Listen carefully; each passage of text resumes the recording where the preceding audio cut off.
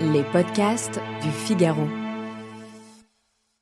Et là, on commence à recevoir plusieurs lettres, des dizaines, des centaines, des milliers. Et là, on sait vraiment plus trop quoi faire. Tous les jeunes sont hyper ravis de le faire. Il y en a beaucoup, ils sont trop contents. C'est leur événement de la semaine.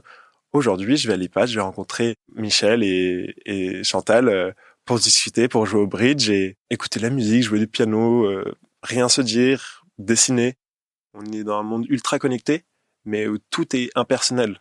Et d'écrire une lettre, c'est là où on peut être connecté et on s'imagine cette personne en face et on se dit, ok, bah là, la personne auquel je vais écrire cette lettre, elle va la toucher, elle va la lire dans son lit ou dans sa chaise.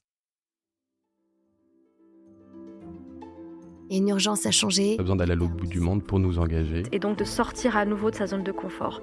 Il me semblait qu'il y avait quelque chose d'injuste. C'est un métier qui demande du temps. De l'empathie, c'est dur. C'est dur, mais c'est tellement gratifiant de faire des... À la fois c'est génial et à la fois ça nous terrifie. S'engager, c'est prendre ses responsabilités. Et puis il y avait l'idée aussi de montrer un exemple.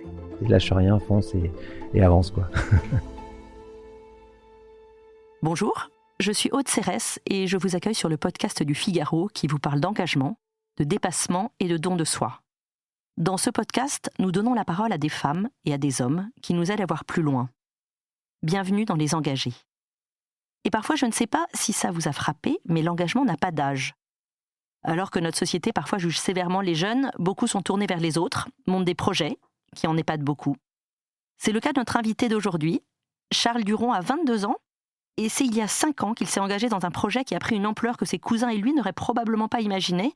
Ce projet intergénérationnel, dont Charles va nous parler aujourd'hui, c'est Une lettre, un sourire, lancé au début du confinement, en mars 2020. Bonjour Charles. Bonjour Aude. Charles, vous avez 22 ans, vous êtes élève à l'ICAM, une école d'ingénieurs à Lille, et vous allez nous parler de votre engagement que vous avez lancé avec une dizaine de cousins en mars 2020. Est-ce que vous voulez nous raconter le lancement de ce projet un peu fou ? Qu'est-ce qui s'est passé en mars 2020 ? Alors on s'en souvient, on était tous confinés, vous aussi j'imagine. Exactement. Moi j'étais personnellement aux Pays-Bas, mais mes cousins étaient à Lille. Et période un peu folle. Mon oncle travaillait dans un cercle d'EHPAD et il racontait autour d'un apéro que les personnes âgées se laissaient mourir. Et du coup, ça nous a vraiment frappé parce que c'est quand même quelque chose d'horrible. On pense à nos grands-parents, on se dit que c'est pas normal et on a du temps. Parce que les EHPAD étaient confinés même avant nous. Et donc les personnes âgées étaient confinées, ne pouvaient pas recevoir de visite. Exactement. Et c'était terrible. Et du coup, on s'est dit, qu'est-ce qu'on peut faire avec nos peu de ressources et notre temps qui était quand même assez disponible quand on n'était plus vraiment en études. Et donc, on s'est dit, les personnes âgées aiment recevoir des lettres, et donc on va leur envoyer des lettres. Et du coup, on se demande, mais comment on peut faire pour envoyer des lettres à des personnes âgées en EHPAD à travers la France ? Et donc, on se dit, nous, on sait faire des sites, les jeunes, ils connaissent Internet, et les personnes âgées connaissent les lettres. Donc, il faut qu'on fasse un média qui puisse faire le lien entre les deux. Et donc, le site est né pendant la nuit. Une lettre, un sourire est venu assez rapidement, parce qu'une lettre, c'est un sourire pour une personne âgée. Ça marchait bien. Et donc, on s'est lancé là-dedans et on l'a envoyé sur toutes nos stories Instagram, Facebook et autres. Et au bout de 24 heures, ça prend lentement. Il y a quelques lettres. On les écrit parce que sinon, il n'y a pas beaucoup de choses. Mais on se dit, tant pis si ça flop et tant mieux si ça fonctionne. Donc, vous écrivez les lettres à la main au début ou vous les recevez, vous les envoyez par la poste ? On les recevait par mail parce que tout passait à travers le site et c'était une façon de pouvoir se connecter avec n'importe qui. Ces internautes, du coup, au début, c'était que nos cousins ou notre grande famille. Et en fait, très rapidement, le réseau de mes cousins est hyper efficace. On connaissait plus toutes les personnes. Et là, on commence à recevoir plusieurs lettres, des dizaines, des centaines, des milliers. Et là, on sait vraiment plus trop quoi faire. Parce qu'on avait un site, certes, mais on n'avait pas du tout envisagé que ça allait aussi bien fonctionner. Les lettres que vous receviez, vous les imprimiez et vous les envoyiez à des EHPAD ? Vous aviez une liste de personnes à qui les envoyer ? Exactement. Sauf que là, on était face à un problème. On avait beaucoup de lettres. Tout le monde voulait écrire des lettres, mais on n'avait personne à qui les envoyer. Du coup, on contacte les EHPAD et comme vous avez dit, on les imprime et on leur poste. Sauf qu'au début, on ne savait pas exactement comment fonctionnait le Covid et on avait peur, à travers un commentaire qui nous avait été fait, attention, à travers les lettres que vous postez, vous envoyez le Covid. Et du coup, on s'est dit, OK, c'est vraiment pas le projet. Et donc, on s'est dit, OK, on va les envoyer par pack PDF aux EHPAD et de là, ils vont pouvoir les imprimer et les distribuer eux-mêmes. Parce que c'est un écosystème dans l'EHPAD. Moi, comme ça, on est sûr de ne pas avoir de problème là-dessus. Et ça a pris une ampleur fou. On recevait 8000 lettres par jour. Au bout de combien de temps ? Au bout de quelques mois. Même pas. Et c'était assez fou. Vous vous souvenez des premières réactions des EHPAD ou des personnes âgées ? Est-ce que vous avez eu des retours dès le début ? Beaucoup de retours des EHPAD. Ils étaient assez choqués. Ils étaient même hyper contents qu'une initiative comme ça prenait place parce que pour beaucoup de résidents, ils avaient peu de visites de base, même avant le Covid. Et là, de recevoir autant de lettres de personnes qui étaient mais tellement bienveillantes, que ça soit Lucas, 3 ans, qui a fait un gâteau au chocolat avec sa mère, ou Martin, 50 ans, père de 5 enfants. Qu'est-ce qu'on raconte dans ces lettres à des personnes âgées qu'on ne connaît pas? Alors, ça va de tout. Une qui m'a fait le plus rire, c'était un petit enfant qui avait fait un gâteau au chocolat fondant avec sa mère dans son jardin. Et il racontait que voilà, il avait fait ce gâteau, il était très content. Et c'était une lettre, je pense, de 4 lignes, mais c'était hyper mignon. Et sinon, il y en a, c'est des personnes qui se confient comme s'ils se confiaient à leurs grands-parents, qui est peut-être décédé ou qui est peut-être pas là. C'est des lettres hyper personnelles, mais qui sont toujours hyper bienveillantes. Ça, c'est la règle de base que vous aviez définie avec ceux qu'on appelle les cousins, donc la dizaine de cousins qui avaient lancé ce projet. C'est qu'il faut que ce soit bienveillant, donc vous les relisiez, ces lettres, On est obligé, par la loi, on est obligé de relire parce qu'il y a un certain nombre de règles qu'on est obligé de respecter, notamment les numéros de téléphone de mineurs qu'on ne peut pas transmettre, et on est obligé de vérifier qu'elles sont bienveillantes. Parce que oui, la grande majorité écrasante sont des lettres hyper bienveillantes, mais il y a toujours cette petite fraction de lettres qui sont un peu moins bienveillantes, et du coup on est obligé de les écarter. Et du coup au début c'était un filtre, on checkait même les fautes d'orthographe, mais sauf qu'au bout d'un moment on ne pouvait plus. Et du coup il y a un filtre qui est toujours fait par loi. Qu'est-ce que ça apporte d'écrire pour des jeunes comme vous, d'écrire à des personnes âgées qu'ils ne connaissent pas, qui ne sont pas leurs grands-parents? C'est déstabilisant au début, quand on commence à écrire « cher monsieur », on le barre, on écrit « chère madame », on le barre, on écrit « cher monsieur, chère madame », on le barre. Et au bout d'un moment, on a ce fil qui vient en tête et on se dit « ok, en fait, j'ai envie d'ouvrir un peu mon cœur, j'ai envie de me livrer ». On est dans un monde ultra connecté, mais où tout est impersonnel. Et d'écrire une lettre, c'est là où on peut être connecté et on s'imagine cette personne en face et on se dit « ok, bah là, la personne auquel je vais écrire cette lettre, elle va la toucher, elle va la lire dans son lit ou dans sa chaise et elle va pouvoir dire « ok, Charles a écrit une lettre pour moi et il m'envoie ce petit rayon de soleil ou ce petit doute où il me confie ci, il me confie ça ». C'est de passer des petits moments, de se confier, de s'ouvrir, parce que c'est les personnes qui, certes, sont âgées, mais moi, je préfère sages, et qui ont plein de choses à nous partager.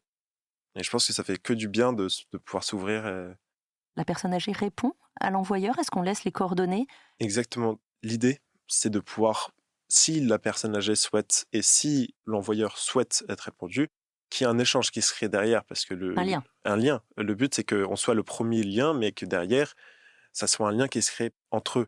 Maintenant, pas mal de résidents sont pas forcément tous en forme de pouvoir répondre, et donc ça peut prendre beaucoup de temps, parce que l'âge fait que, mais dans l'idée, oui, c'est qu'il y a un lien qui se crée pour les personnes majeures, et donc il y a des histoires de personnes qui se répondent, et puis après, là, on peut plus gérer, mais tant mieux, c'est une Est-ce que connexion qui se crée. vous avez en tête une ou deux histoires de liens qui se sont noués?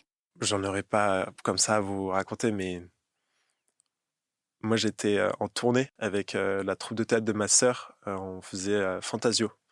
Et moi j'étais derrière, j'étais leur petite main, je les aidais dans les EHPAD ou pendant les spectacles. Et le soir, on lisait les lettres que les spectateurs avaient écrites. Et donc, je leur lisais la lettre. Je me rappelle de cette dame qui était très, très âgée et qui était très souffrante. Et je lui lis la lettre plusieurs fois, parce qu'elle l'oublie. Et donc, je répète la lettre et c'était hyper émouvant. Et puis après, on a écrit la réponse ensemble. Je ne sais pas s'il y a eu de réponses encore par la suite de la jeune fille, mais d'avoir écrit cette réponse avec cette dame qui avait une histoire folle. Elle avait traversé le monde entier pendant la Seconde Guerre mondiale. Elle avait gardé de recueils à travers le monde et tout ça dans des cartons après. Et j'étais impressionné et bouleversé par cette dame qui, certes, avait du mal aujourd'hui à écrire, mais toute sa vie avait gardé des recueils d'histoires qu'on ne peut que rêver. Genre.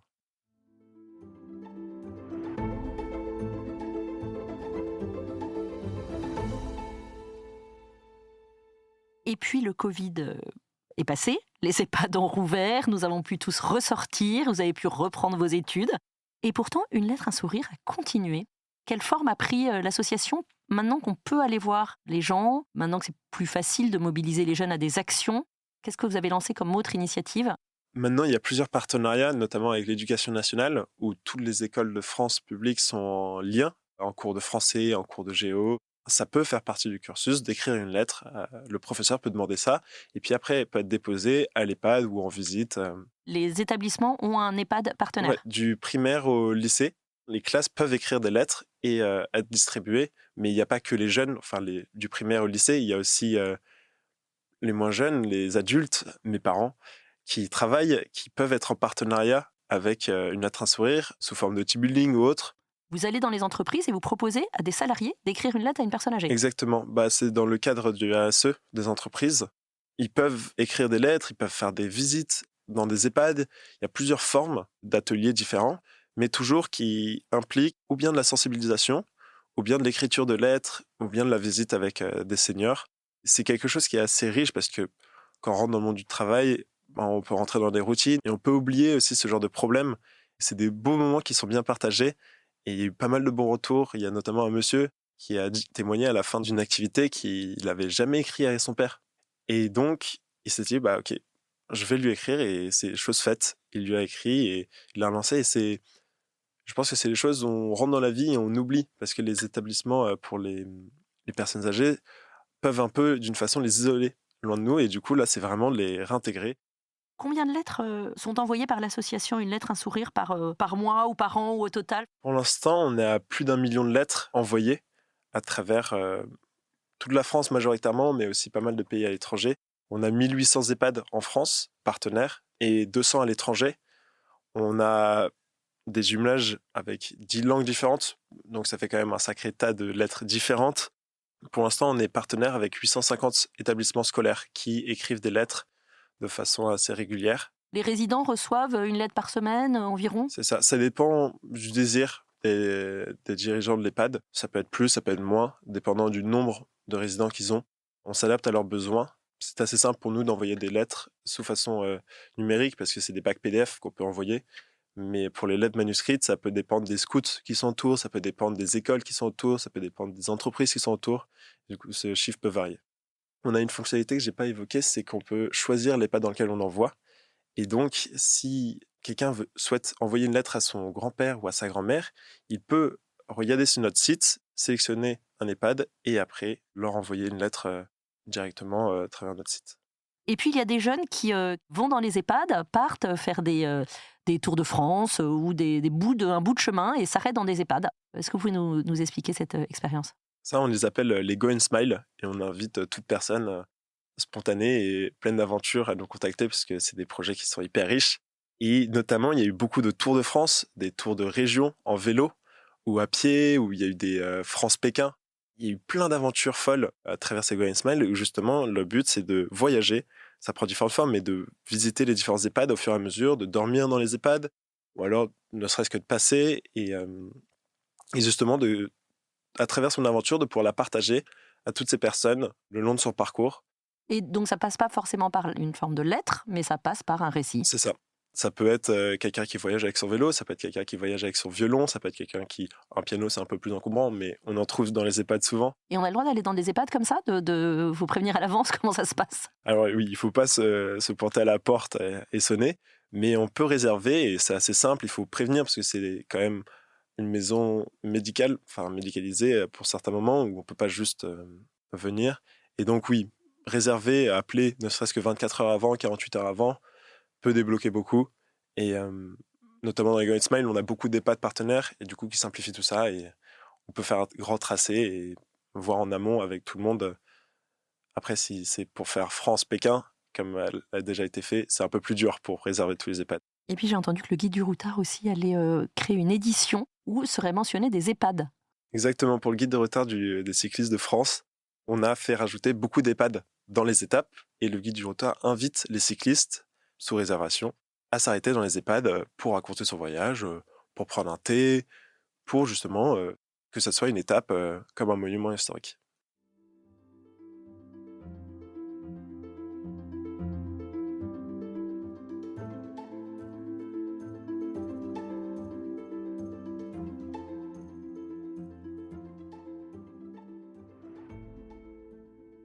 Aujourd'hui, Charles, vous avez 22 ans, vous aviez 17 ans quand vous avez lancé cette aventure avec vos cousins. Quand vous regardez en arrière, qu'est-ce que vous vous dites? Le vertige, je dirais plutôt, parce que on est 10 étudiants lambda 10 cousins qui s'aiment, on aurait su à quel point notre projet aurait pris de l'ampleur, on l'aurait pas fait. Par peur, partir, envoyer plus d'1,5 million de lettres, jamais on se dit que c'est réalisable.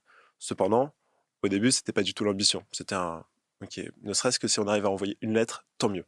On en a envoyé plus d'1 million. C'est beaucoup de joie, beaucoup de fierté. Chacun a participé à son ampleur. Moi, j'avais 17 ans.